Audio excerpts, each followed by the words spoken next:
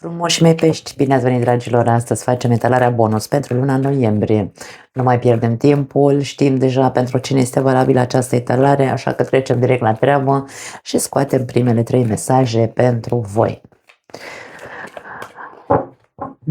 Primul mesaj. Autovalorare. Da, normal. Semnale, ok. Și încredere. La capătul cărților avem persoană de încredere. Wow, am mai văzut imaginea asta la voi. Ceva se repetă aici pentru unii dintre voi. Acum, dacă tu ai nevoie să îți recuperezi încrederea în tine, pentru că ambele cărți vorbesc despre încredere. Aici avem imaginea unei persoane de încredere, iar aici avem încredere. Ce înseamnă încredere? Da? Vorbim despre încredere în tine însuți și aici vorbim despre autovalorare.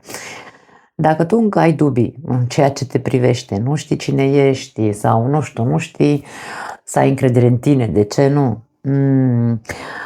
Mie vine să spun că aici e vorba despre a te uita la semnalele care vin către tine, nu știu, tip feedback. Pentru că sunt foarte multe, de foarte multe ori noi oamenii ce facem este că ne criticăm în cel mai mic detaliu, da? Începem să zicem despre noi că aoleu, nu sunt în stare să fac aia sau de ce ăla poate și eu nu pot sau nu sunt atât de frumos sau frumoasă ca Xuleasca.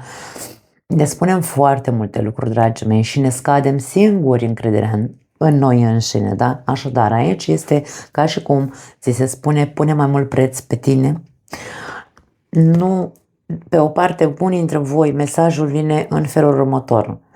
Nu aștepta feedback-uri de la ceilalți să-ți spună că tu meriți mai mult, da, să-ți spună că că trebuie să ai încredere în tine, să-ți spună că ești frumos, să-ți spună că ești, nu știu, habar n-am, o persoană minunată, da? Nu aștepta să te alimentezi de la ceilalți fără ca tu să pui focusul pe tine și să fii conștient că, Doamne, indiferent de feedback-uri, eu trebuie să știu să îmi echilibrez, da? Pentru că aici avem această imagine, vedem minte, suflet și percepție. Ce cred eu despre mine? Întreabă-te și vezi la ce stadiu ești cu această autovalorare. Nu aștepta doar din afară să ți se confirme, ok? Pentru alții dintre voi, uitați-vă sau, mă rog, vedeți care este feedback-ul celorlalți. Pentru că unii dintre voi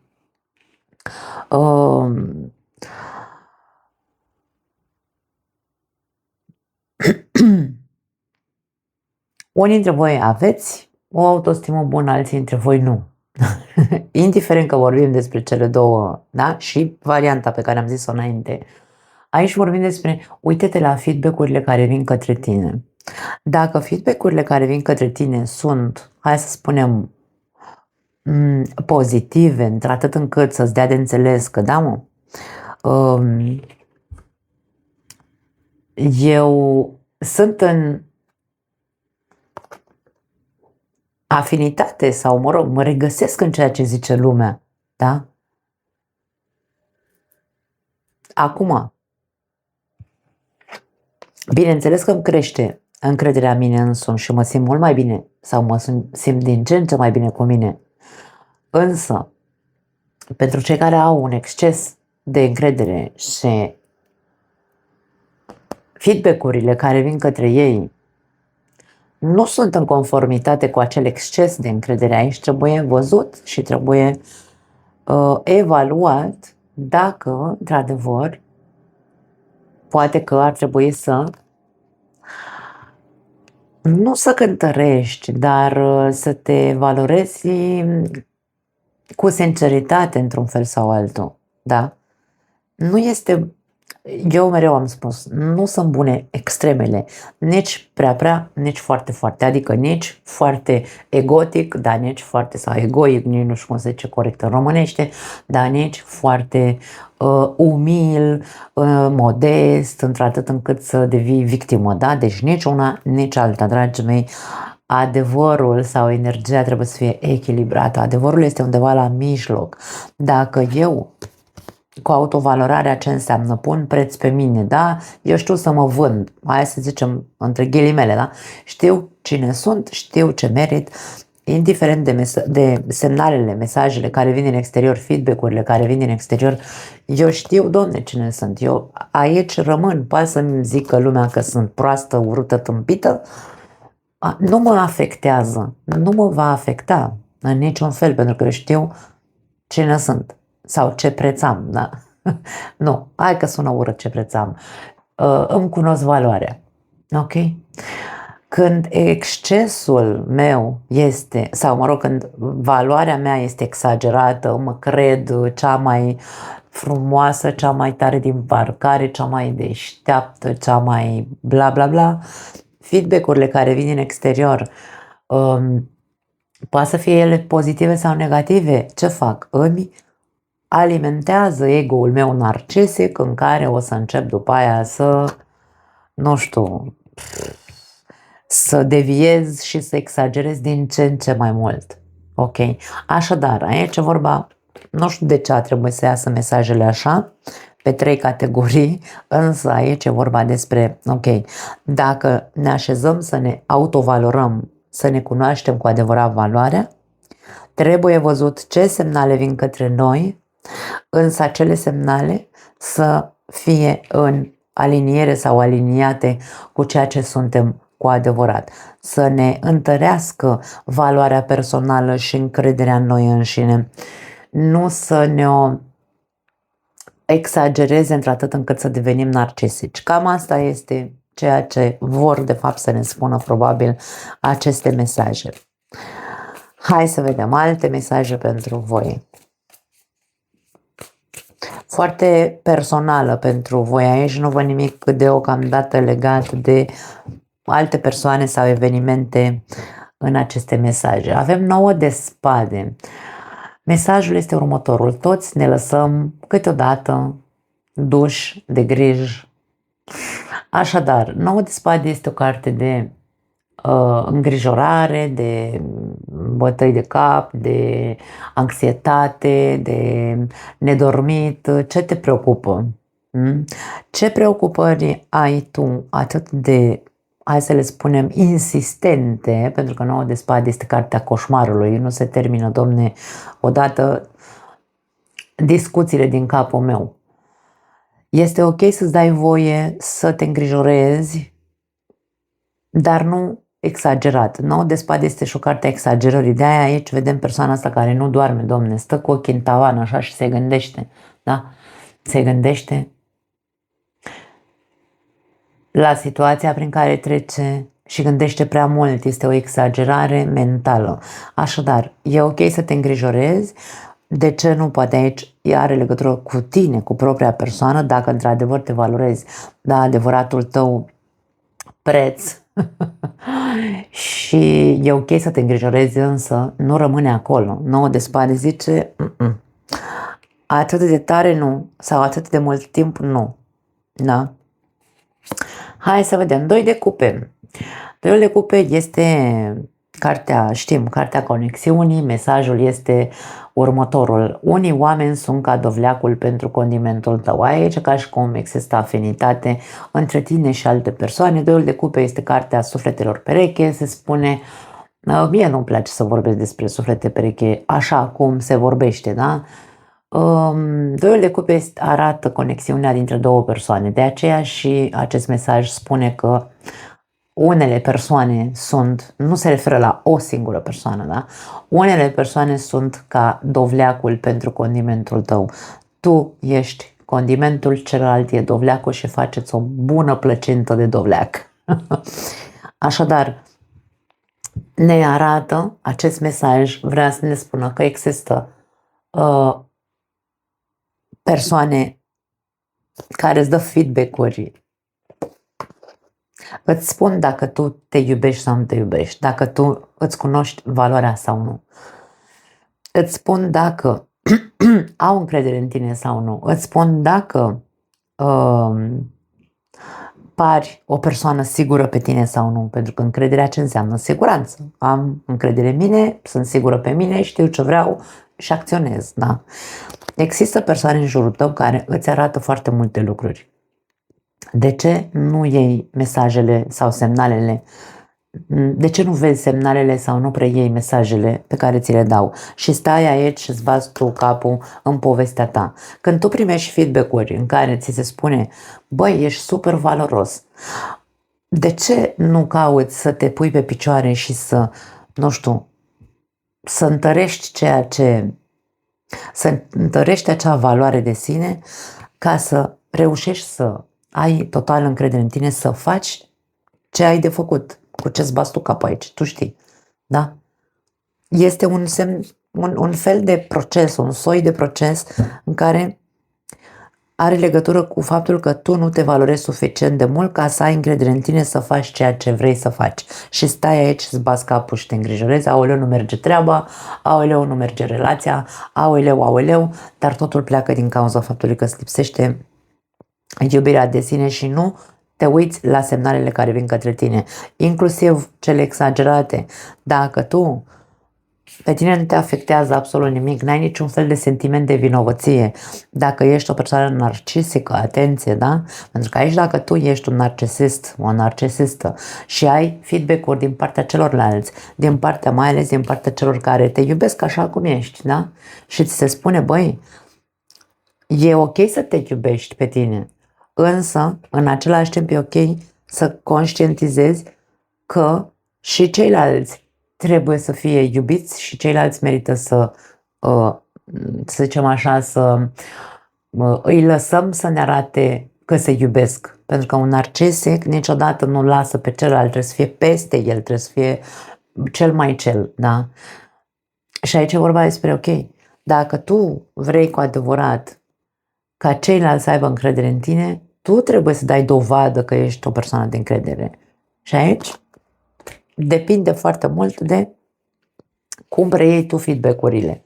Dacă ți se umflă ego-ul mai rău, aici probabil că inclusiv persoanele cu care ai o afinitate sau o conexiune foarte bună, nu neapărat că ar putea să plece din viața ta. Deocamdată nu am indicii de genul ăsta, însă dacă n-ai niciun fel de sentiment de îngrijorare sau de vinovăție nu că trebuie să te simți vinovat, nu, că după aia intrăm în altă ramură a psihologiei care nu e ok. Trebuie doar să vezi, Doamne, sunt semnale pe care tu le vezi, da? Dacă ți se spune, băi, omule, stai puțin că nu așa, ești prea egoist, ești prea, nu știu, da? N-am încredere în tine, ți se poate spune orice de genul ăsta. Ar trebui să stai și să meditezi un pic. 9 de spade poate că te invită. Mai ales când e vorba despre persoane apropiate care îți zic, nu e ok să faci așa.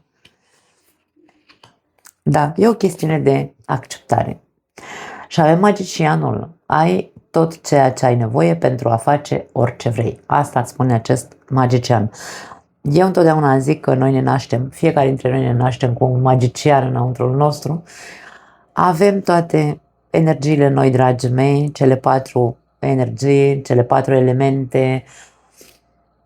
Suntem capabili să facem rai din ce avem, putem să ne schimbăm și să manifestăm orice, nu ne stă în cale nimic pentru a putea manifesta ce ne dorim.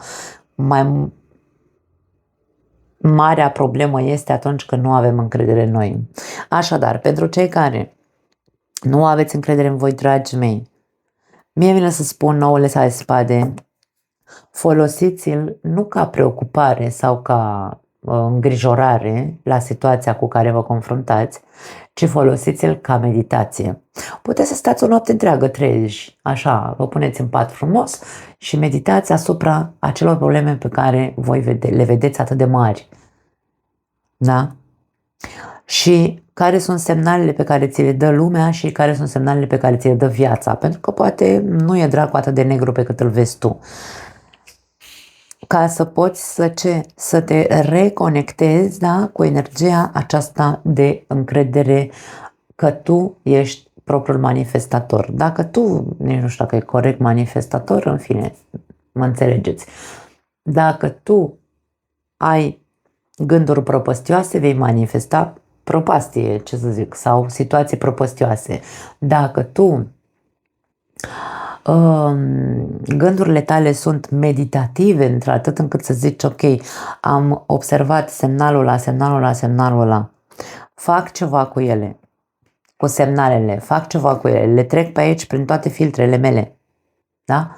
De emoțional, mental, spiritual, psihologic, zic cum vrei tu, da? Perceptiv, intuitiv, că vorbim despre pești, scoateți, dragii mei, toate armele, toți așii din mânecă și atunci tu hotărăști ce vrei să manifesti. Nu mai lași viața sau mintea ta să manifeste ceea ce îi debitează ei acolo, numai îngrijorări. Cam asta este ceea ce pot să spun. Avem împăratul la capătul cărților, dragii mei. Mesajul este super tare, acest mesaj al împăratului în acest card.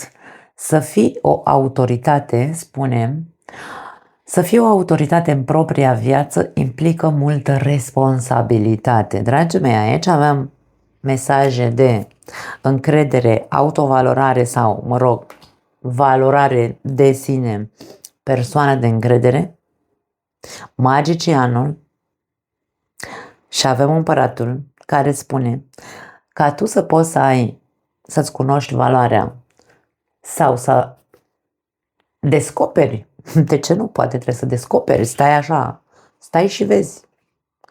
Cum descoperi care este valoarea ta sau prețul tău în momentul de față, da? Pentru că vor veni semnale, însă ca tu să zici că sunt o persoană de încredere sau am încredere în mine. Dragii mei, dacă vedeți că vorbesc pelticesc, să știți că e din cauza măselelor, da? Așa că îmi pare rău. Poate, sper să se înțeleagă bine. Eu încerc să vocalizez cât de bine pot. Ca să poți să fii o autoritate și să arăți prestanță, iubire de sine, încredere și centrare, să știi ce vrei să manifesti, e nevoie să fii responsabil, da? Implică multă responsabilitate. Trebuie să avem curaj, în primul rând, să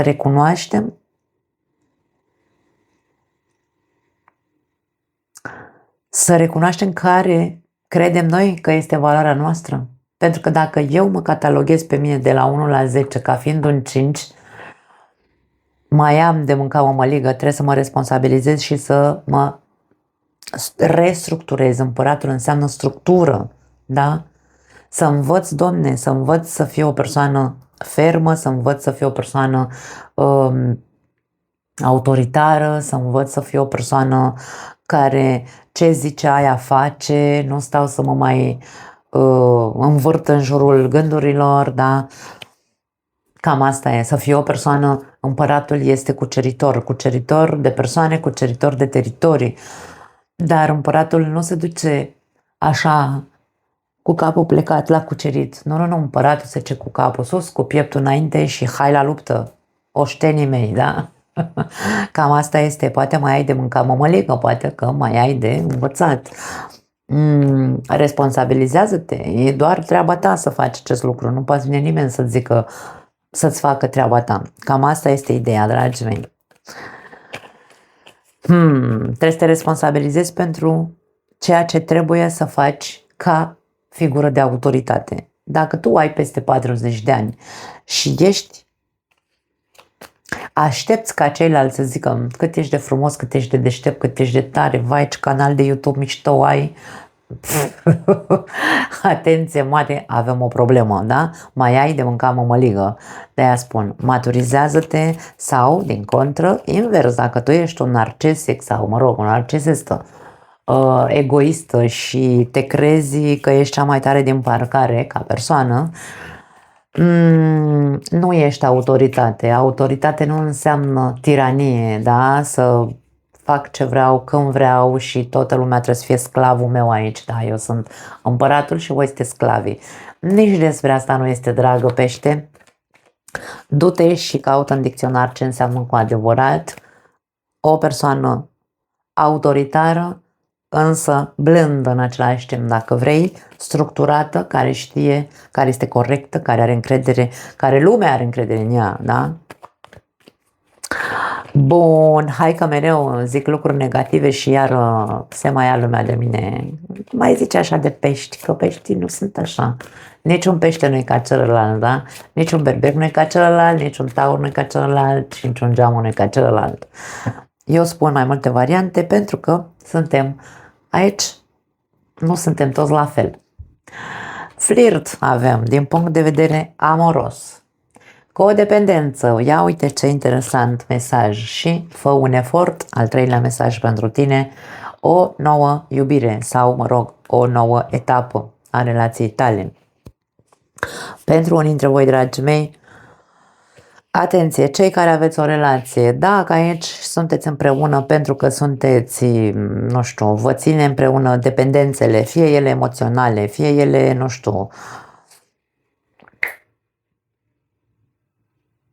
bași la păcănele sau îi tragi cu drinky și stai lângă persoana care tace și te înghite, așa cum ești tu, da? Acum, atenție, dacă ești într-o relație și te ține doar dependența sau dependența financiară, depind de omul ăsta să mă mențină pe linia de plătire din punct de vedere, da, mă întreține din punct de vedere material.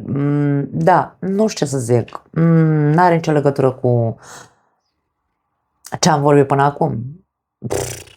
Dacă tu stai lângă o persoană, indiferent de dependența pe care ai creat-o sau s-a creat între voi doi, asta nu înseamnă că îți cunoști valoarea, asta nu înseamnă că faci eforturi, asta nu înseamnă că vrei să te cunoști, asta nu înseamnă că poți să ai încredere totală în tine, asta nu înseamnă că poți fi autoritate, asta nu înseamnă nimic din ce am vorbit până acum. Atenție, eu mai mult de atât nu pot să spun, dar dacă vreți să fiți în această relație în continuare și să vă rezolvați problemele de dependențe, nu vă rămâne altceva decât să faceți eforturi pentru voi înșivă, ca apoi relația să se poată repună pe picioare. Da? Avem o nouă etapă, o nouă iubire nu înseamnă că vine altcineva din exterior. O nouă etapă înseamnă momentul în care eu mă responsabilizez și zic, recunosc și zic, da, domne, e adevărat. Eu stau în relația asta, nu știu dacă neapărat, dacă a existat iubire între voi, pentru că de aia se presupune că ne mărităm și ne însurăm din iubire, nu din alte motive. Dacă a existat iubire între noi doi, nu-mi rămâne altceva decât să mă trezesc odată, că de aia zic, dacă avem peste 40 de ani, nu mai avem dreptul să ne plângem, dragii mei, că nu mai suntem bebeluși. Pentru mine nu, nu suport doar ideea în sine. Să am 40 de ani sau peste 40 de ani, de aici încolo pornim, că hai să zicem că de la până în 40 de ani experimentăm și ne formăm, hai să zicem, dacă vreți, o structură de personalitate bună, sau ar trebui.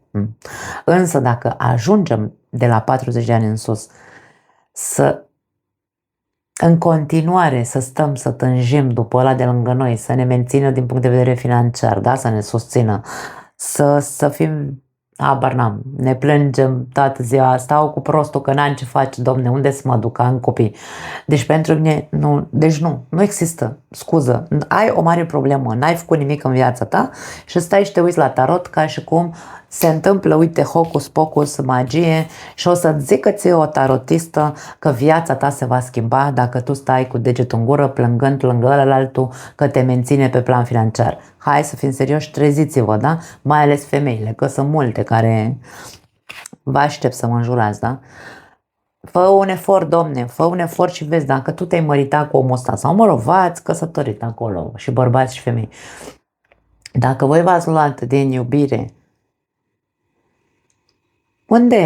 unde este responsabilitatea către relație, da? Care e responsabilitatea responsabilitatea ta, bucata ta de responsabilitate în relație și care e bucata celuilalt. Pentru că aici nu vorbim doar despre, știm foarte bine ce înseamnă doi de cupe. Compatibilitate, A existat, da. Iubire a existat, da, se vede. Reciprocitate înseamnă 2 de cupe.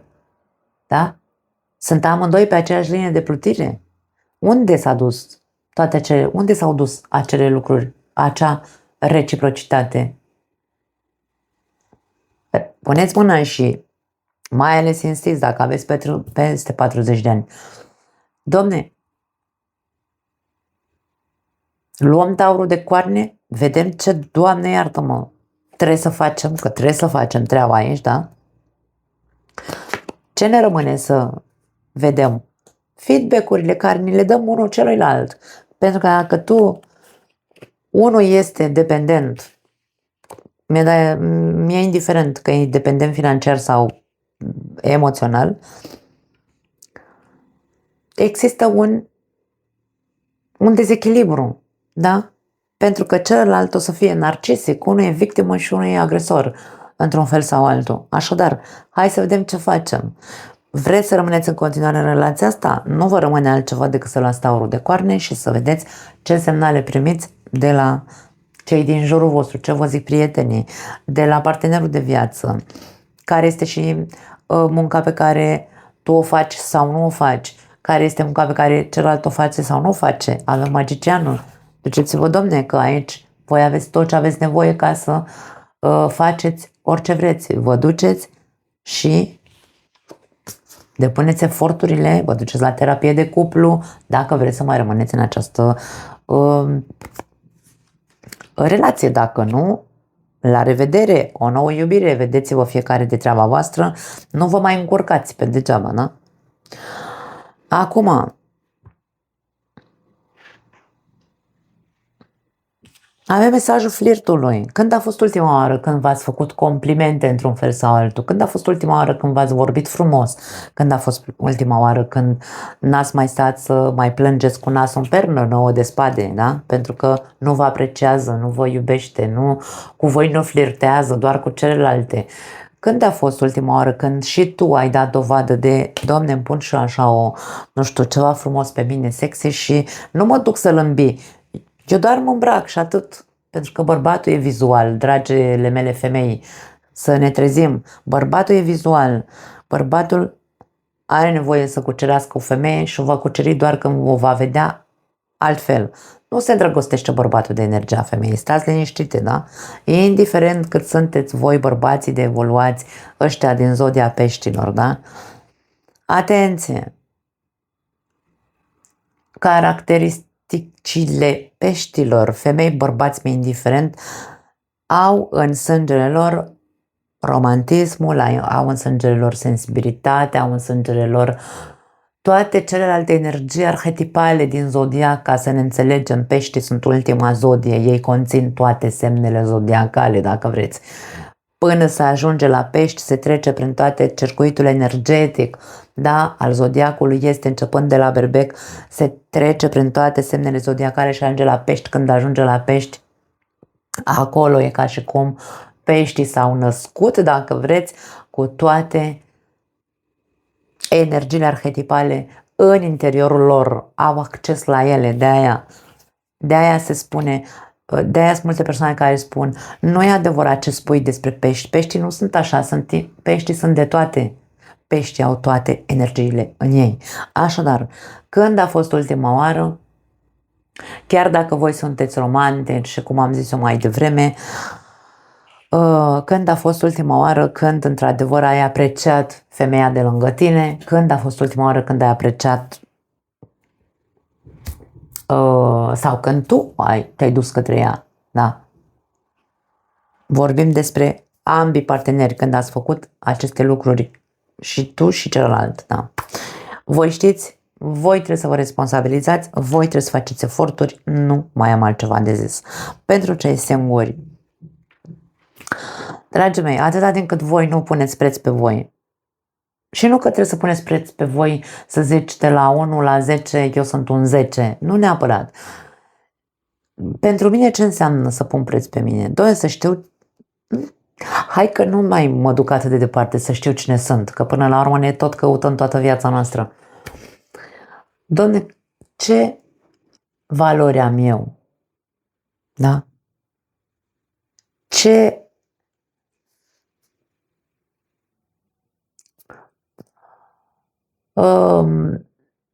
ce nu pot sau nu știu dacă e corect spus ce nu pot. Unde sunt limitele mele de, hai să zic așa, să las pe cineva în ale iubirii, ca să ne înțelegem, dar asta e pentru orice categorie a vieții. Unde este limita mea în care eu nu te-aș lăsa să treci, să sări calul, cum se zice în românește, da? Asta înseamnă pentru mine, eu dacă mă respect, dacă am acele valori personale, că fiecare dintre noi trebuie să avem niște valori personale, și dacă știu să fiu o persoană care pune limite sau impune, da, eu sunt autoritate în viața mea, păi dacă te lași să intri în viața mea, hai să flirtăm, hai că ne seducem unul pe altul cât vrei tu, da? Însă, dacă eu văd că ori tu devii dependent de mine, ori eu dependentă de tine, sau ajungem doar să avem un flirt și nu se ajunge mai departe pentru că nu vrem sau celălalt nu vrea, eu nu văd semnale, eu mă duc așa ca proasta și mă îndrăgostesc de oricare care flirtează cu mine și îmi spune două vorbe frumoase, pe bune, și bărbați și femei, dragii mei, din zodia asta. Cine vă ia mințile atât de tare încât să ziceți, aoleu, da, a venit în sfârșit the one, sufletul meu pereche. Hai să ne trezim la realitate. Doar trebuie să fii responsabil și să știi care sunt limitele tale.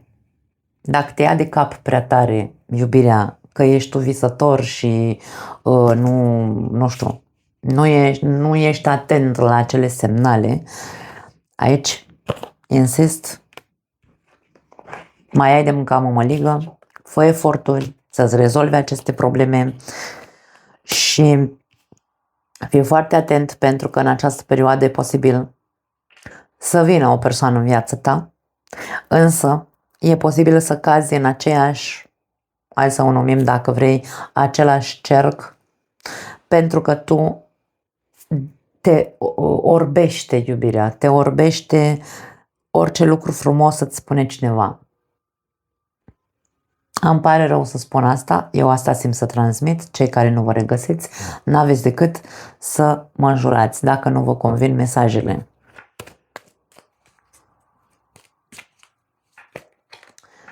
Trebuie să faceți eforturi, să vă schimbați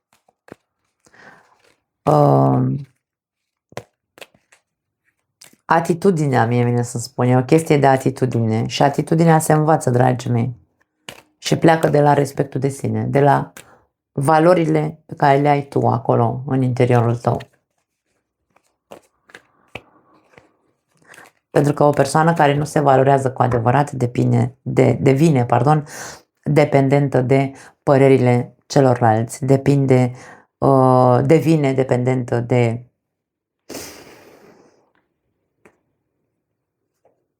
cel care știe să o vrăjească într-un fel sau altul. Și de aia ajungem să fim mințiți, trădați și așa mai departe. Avem bătrâna, tristețe și femeie. Avem o femeie tristă. În această etalare există o femeie tristă care e destul de în vârstă, aș spune. Avem ancora, stabilitate și siguranță. Unii dintre voi poate, nu neapărat că sunteți foarte în vârstă, vă simțiți ca și cum sunteți suflete bătrâne, însă aici nu există foarte mare echilibru interior, chiar dacă sunteți suflete bătrâne, chiar dacă sunteți, voi considerați că sunteți maturi, poate vă simțiți mai bătrâni decât sunteți chiar. Vârsta nu îți dă nici stabilitate, nici siguranță. Ok? Un alt mesaj, nu știu pentru care este. Vârsta nu-ți dă autoritate, vârsta nu-ți dă hai să spunem așa, nu-ți dă o confirmare că ești o persoană responsabilă, da? Că poți să fii un adult irresponsabil, fără niciun fel de problemă. Vârsta nu are legătură cu asta. Și avem Gazela, care vorbește despre schimbări și purificare. Unii dintre voi, dragii mei, da, E adevărat, trebuie să faceți mare muncă cu voi înși vă dacă nu ați făcut-o. Chiar dacă aveți o vârstă, aici mesajele sunt mixte. Chiar dacă aveți o vârstă, puteți să începeți să faceți schimbări. Chiar dacă vă simțiți mai bătrâni decât sunteți, puteți să faceți schimbări. Chiar dacă tu crezi că ai peste 40 de ani și trebuie să ți se pune eticheta persoană responsabilă sau matură, întotdeauna este loc de schimbare. Dragii mei, viața este în continuă schimbare. Viața trece pe lângă noi și noi credem că mergem cu ea, dar de foarte multe ori rămânem mult în urma ei. Ok? Singura constantă, cine zicea, nu mai știu dacă spunea aia, Einstein sau nu știu cine zicea, singura constantă este schimbarea. Da? Așa că, dragii mei, avem calul, libertate și acțiune. Ești liber să acționezi, ai libertate de acțiune, zi cum vrei tu acestui mesaj. Hai să vedem mai departe. Wow, ce lung iese această etalare, iese lungă. Ultimele mesaje pentru pești.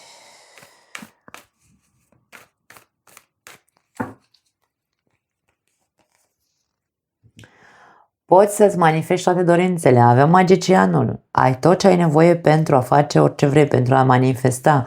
Poți să o faci, îți lipsește doar încrederea în tine. Ai de muncă. Ia-ți o programare, fă-ți o programare cu tine însuți. Întoarce-te înapoi la tine, întoarce-te acasă.